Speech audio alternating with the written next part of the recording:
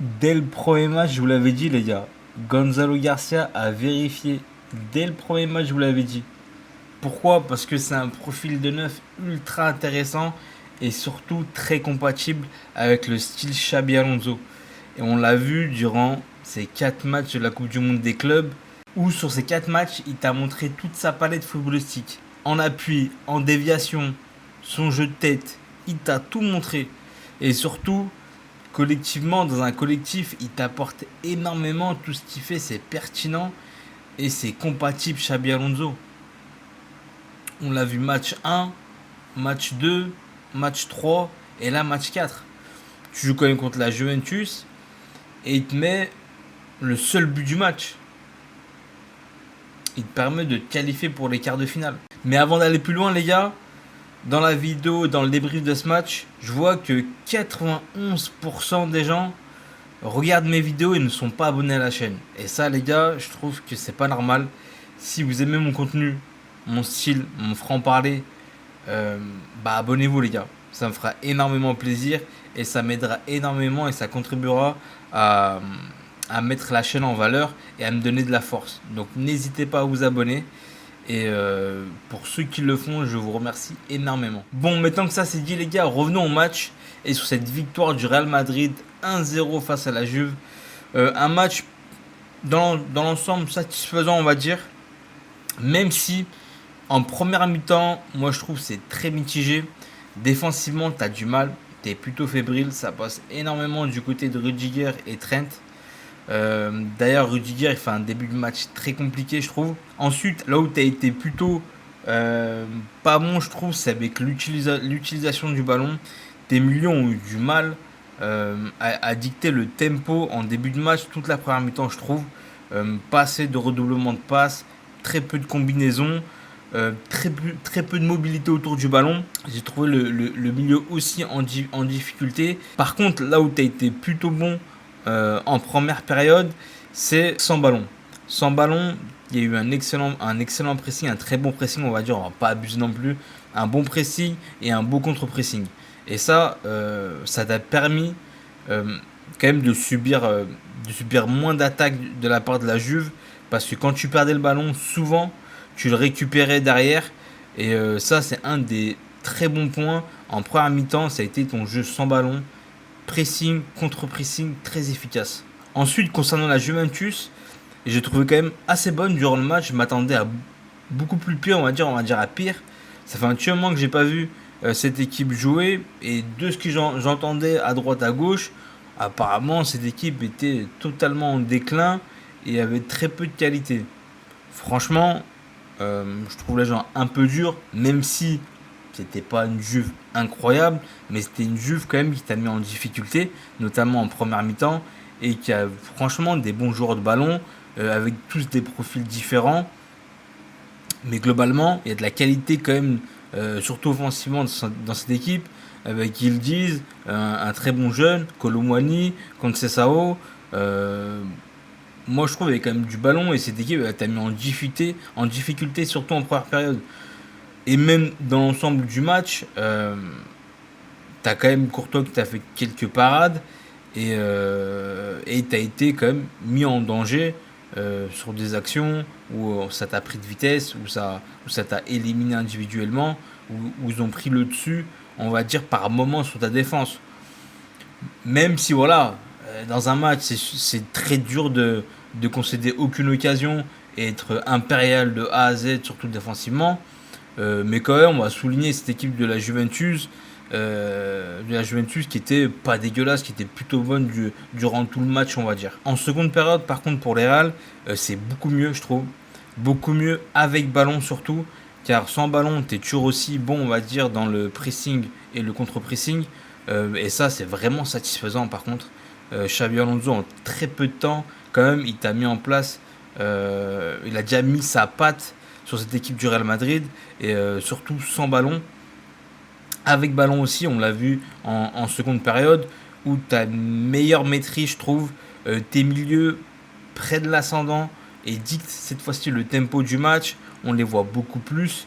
ils prennent l'ascendant sur le milieu adverse. On les voit beaucoup plus des Bellingham, des Valverde et surtout des Arda Güler, tu le vois beaucoup plus. Des redoublements de passes, du mouvement autour du porteur de balle. Et du coup, c'est beaucoup plus facile pour toi de te créer des occasions. Tu as un Vinicius encore très cohérent dans ce qu'il fait, très bon dans le collectif, dans l'esprit du jeu, avec sans forcer.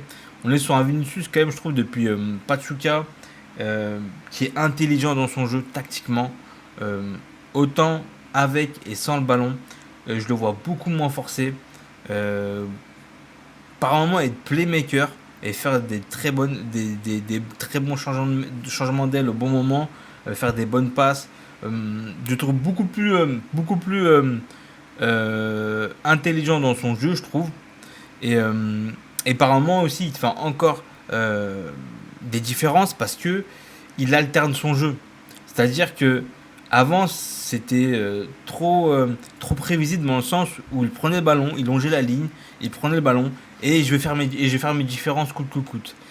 Et ça, bah, au bout d'un moment, les joueurs, bah, comment dire, ils s'adaptent, ils le voient.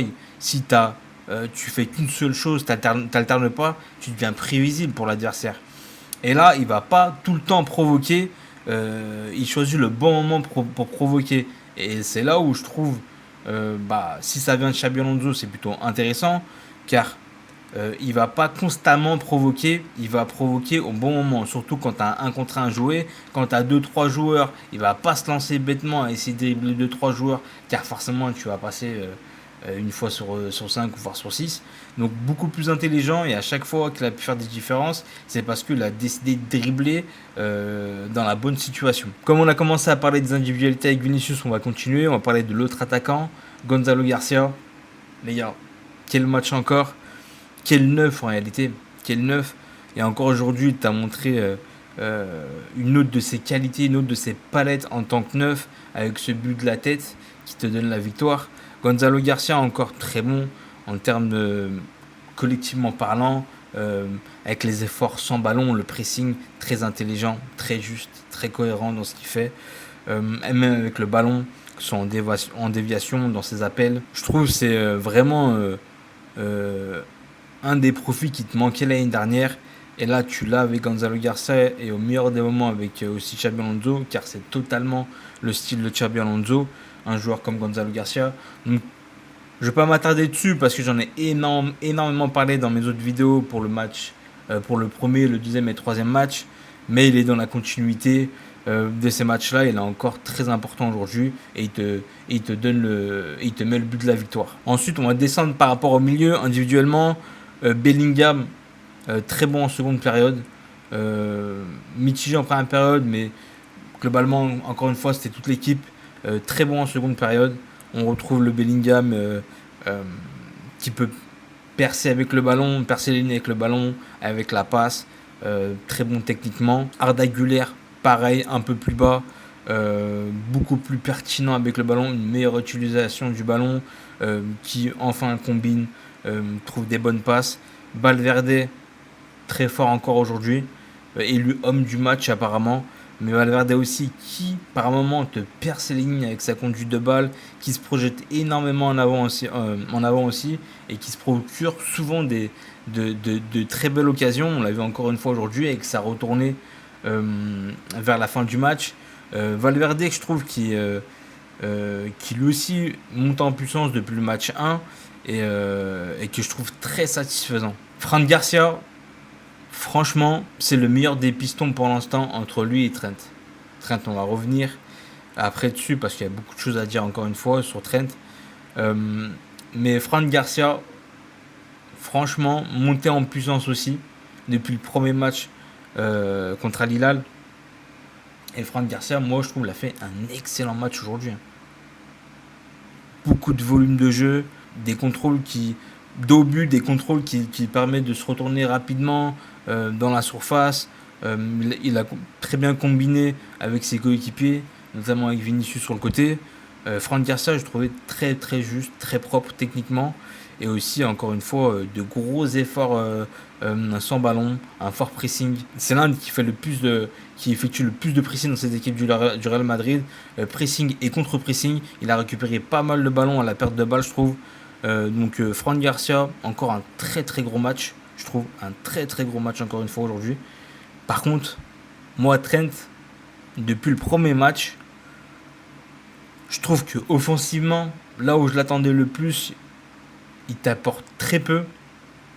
Je le trouve emprunté techniquement. Il perd beaucoup de ballons, beaucoup de déchets techniques. Défensivement, il a été mis pas mal de fois en danger aujourd'hui. Je trouve pour l'instant que c'est des débuts mitigés pour Trent. J'ai du mal, honnêtement, j'ai du mal à reconnaître, pour être tout à fait honnête, par rapport à son prime, hein, par rapport à son prime avec Liverpool. Là, je trouve qu'offensivement, il y a très peu de choses. C'est là où c'était c'est là où c'est une de ses qualités, c'est qu'offensivement, euh, normalement, il a un gros volume de jeu à son prime, à Liverpool. Il y a beaucoup de centres, beaucoup d'éliminations, beaucoup de mouvements. Et là, je vois pas. Je trouve qu'il t'apporte très peu offensivement et il y a beaucoup de déchets. Comme je l'avais dit contre le match contre Salzbourg, il a emprunté techniquement, je trouve, quand même. Et je trouve ça assez bizarre. Après, on va attendre encore un peu, même si ça fait 4 matchs quand même, les gars. Ça fait 4 matchs. Et moi, franchement, pour l'instant, par rapport aux recrues, c'est lui qui. Pour moi, c'est le bémol par rapport aux recrues, hein. Pour moi, c'est celui qui est en dessous. Ensuite, Rudiger, début de match très compliqué. Défensivement, c'était très limite en début de match. Après, il est monté quand même un peu plus en puissance durant le match. Beaucoup plus. Euh, il était moins mis en difficulté en seconde période. Mais globalement, l'équipe a été bien meilleure en seconde période. C'est là où tu as pris le pas un peu plus, je trouve, sur la Juve. Où tu as ensuite bien contrôlé le match. Mais ouais, Rudiger, ouais, qui revient de blessure. Premier match assez mitigé. Là, le second, on va dire dans l'ensemble, c'est mieux. Mais beaucoup en difficulté quand même, Rudiger. Chouameni, très solide. Encore une fois, moi, Chouameni, en défense centrale, je trouve que c'est son meilleur poste. Au milieu, c'est même pas la peine. Ah, c'est même pas la peine, les gars. Chouameni, pour moi, c'est en défense centrale. Match solide, très correct. Heusen, très bon aussi. Match plutôt correct. Peut-être pas aussi impressionnant, je trouve, que ces derniers matchs. Mais taille patron, quand même, je trouve. Taille patron au sein de cette défense à 3. Je le trouve très bon, encore une fois, Hussein. Pas grand-chose à rajouter. Courtois, très bon aussi. Tu as fait quelques parades, quelques bonnes parades euh, qui te permet de garder encore un taquage inviolé durant ce match. Donc, un match satisfaisant de la part du Real Madrid dans l'ensemble. Une première période mitigée. Une seconde période beaucoup mieux où tu as su contrôler le match, où tes milieux ont pris l'ascendant. Et où tu as été très bon globalement en seconde période. Avant de terminer cette vidéo, quand même, on va quand même parler des rentrants, des remplaçants dans ce match, notamment de Mbappé, Modric et Ceballos. Bon, Modric et Ceballos, pas grand chose à dire. Après, quand ils sont rentrés, les organismes étaient quand même très fatigués de part et d'autre, surtout la Juve, où ils ont commencé à beaucoup être acculés par, à un certain moment par le Real Madrid, où je trouve physiquement ont beaucoup chuté, mais globalement les équipes étaient fatiguées à la fin. Donc pas grand chose. Une entrée d'Mbappé, ouais, il est quoi? Il a eu 35 minutes, je crois, 35 minutes de jeu, assez mitigé. Il y a un bon appel où il passe derrière Vinicius et Vinicius lui met, qui apporte plus ou moins une bonne occasion. Mais sinon après, il y a eu un peu de déchets techniques quand même, dans les petits espaces, que ce soit en termes de dribble, de conduite de balle ou de remise en une touche, ou dans un petit espace où il a rendu le ballon assez rapidement. Voilà, pas grand chose d'autre à rajouter. Euh, sur ces 35 minutes, le pressing d'Mbappé, bon, pendant un moment, Thuram il est devant lui, il commence à percer les lignes, bon, il bouge pas trop, bref. Après, on est sur 35 minutes, on va pas non plus lui tomber dessus sur 35 minutes. Mais bon, 35 premières minutes dans cette Coupe du Monde des clubs plutôt mitigés, pas au fond, on va dire. Mais après, voilà, Il revient d'une grosse chiasse. Il a perdu beaucoup de kilos, beaucoup d'eau.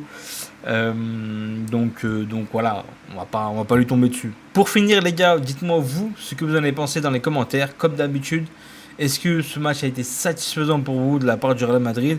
Est-ce que vous aimez, vous êtes satisfait aussi pour l'instant du parcours du Real Madrid dans cette Coupe du Monde des clubs? Dis-moi tout ça dans l'espace commentaire. Et surtout, n'hésitez pas à vous abonner. 91% des gens qui regardent mes vidéos ne sont pas abonnés.